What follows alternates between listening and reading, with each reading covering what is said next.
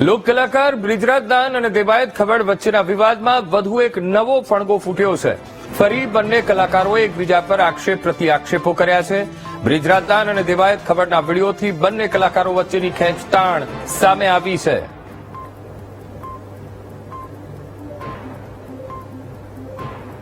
આખું હજી કહું છું કે 2025 નું એને જ કીધું છું. એમાં હજી હું કહું છું, રિપીટ એન્ડ રિપીટ કહું છું કે એને જ કીધું છે અને એને જે મજા આવે એને ઈ છૂટ છે. એને બહુ મોરાનો શોખ છે તો એને છુપા એના એડ્રેસ રાખવા પડે છે, એને છુપી રીતે રહેવું પડે છે.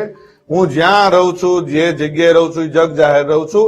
અને બીજું હું 50-50 ટોળા લઈને નીકળવા વાળો માણસ નથી. હું ઈ બીકણ માણસ નથી.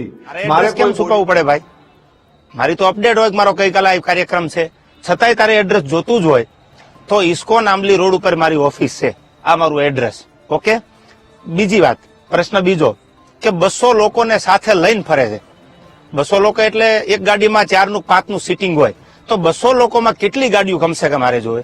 તો સમાધાન કરવા માટે 50 લોકોને દોડાવ્યા. આવો એ બ્લેમ કરે છે મારી પર. હું સમાધાન કરવા દોડાવું? તું એવડી મોટી કોઈ તોપ નથી તો હું સમાધાન કરવા માટે 50 લોકોને દોડતા. ઓથેન્ટિક પુરાવો કે તે જયારે આ બનાવ બન્યો 2 વર્ષ પહેલા સોનબાઈ માના મંદિરે જયારે સમાધાન કરવાનું હતું ત્યારે પ્રવીણદાન ગઢવી એટલે કે મોગલ સેનાના પ્રમુખ મને ફોન આવ્યો પેલો દીપકભાઈ કાઠીનો અમદાવાદ કે પ્રવીણદાનને કામ છે. પ્રવીણદાનને કોન્ફરન્સમાં લીધા અને મને પ્રવીણદાને કીધું કે કોઈ પણ રીતે આ મામલો પતાવવાનો